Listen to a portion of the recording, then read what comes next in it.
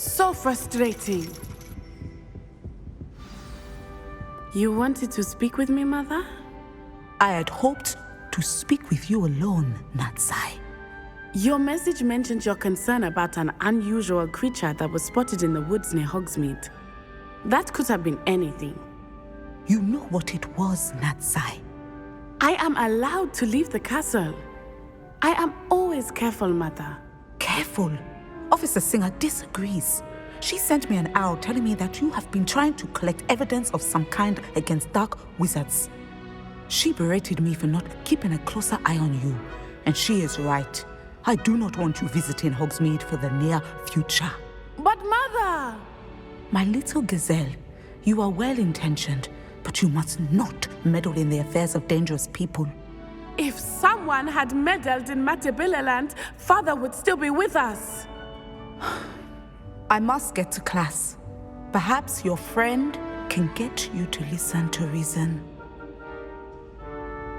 So frustrating.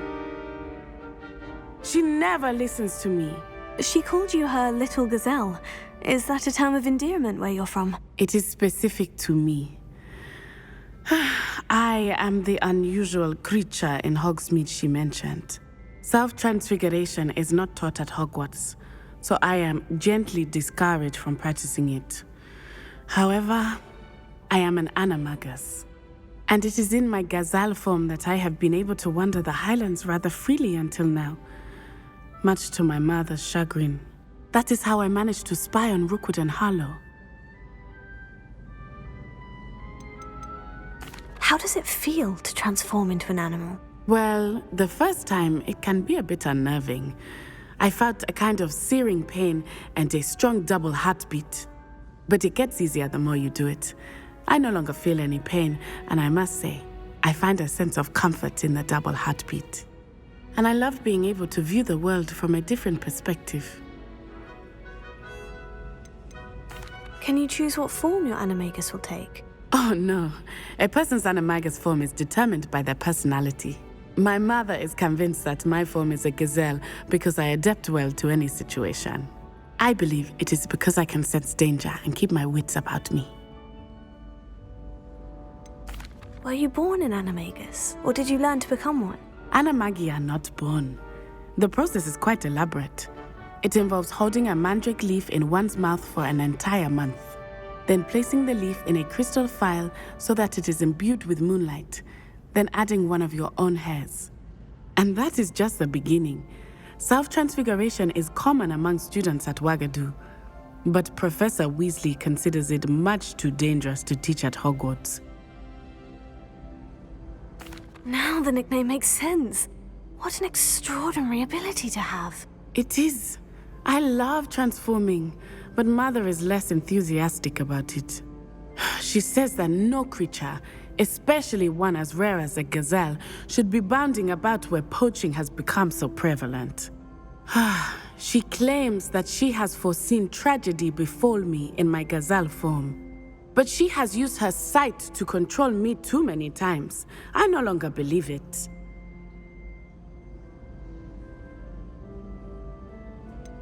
We're making good progress. We can't quit now. I agree. I have never considered quitting, even for a moment. You could have fled the moment you discovered that Rookwood, Harlow, and Ranrock were after you, but you did not. I choose to act as you have. I must deal with Rookwood and Harlow, not hide from them. My mother cannot know where I am all the time. Thank you for being here during that rather awkward conversation.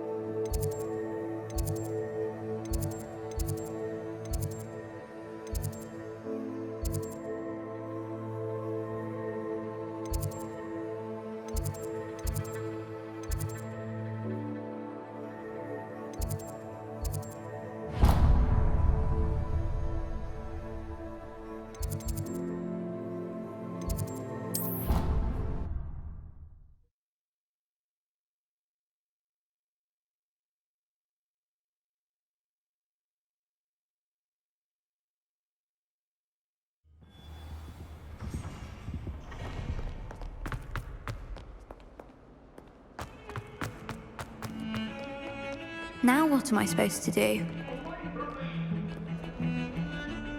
Pardon me, is everything all right? No, it's not. We only had 2 bells to go, but she just had to go and spoil things. I'm afraid I don't follow. Who spoiled things? Also, what bells? Professor Black ordered Mr. Moon to take down the bells in the bell tower. Said they were giving him a headache.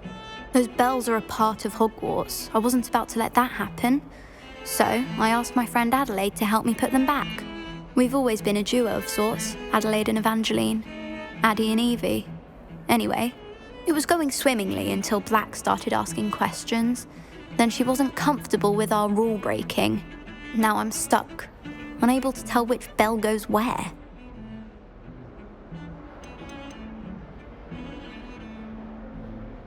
If only 2 bells are left, isn't it fairly easy to tell which goes where? Easy for you, perhaps. I happen to be tone deaf. Mother likes to say I couldn't carry a tune if it hopped on my back like a chocolate frog. No point putting them back in if they don't sound just as they did before, for the sake of historical accuracy. It's certainly an odd decree, even for Black. Taking down the bells for a headache. I agree. I thought it might also have been that they interrupted his hourly naps. That's all he does in his office, you know. But then I heard... Can you keep a secret? I can. I heard from Alice, who heard from Ollie, who heard from Eugenia, that it's because the bells reminded him of his wedding day. Breaks out in a sweat every hour on the hour. But mum's the word. Is it really that important that the bells go back up? Is it really that important? They're part of the school's history. Those bells likely told a young Merlin that he was running late to Charms, or called Ignatia Wildsmith to dinner. We can't simply fiddle with history. We're meant to be its stewards.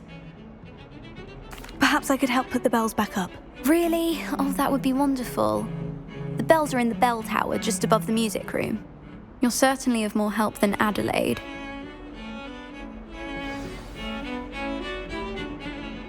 The bells are back up, Evangeline. Oh, you're a credit to the school. I can't wait to hear them. I can't wait for the headmaster to hear them. I wish I could see his face. Future generations may not truly appreciate what you've done, but I do. And I hope that you do as well. You don't know how much this means, for me and for Hogwarts.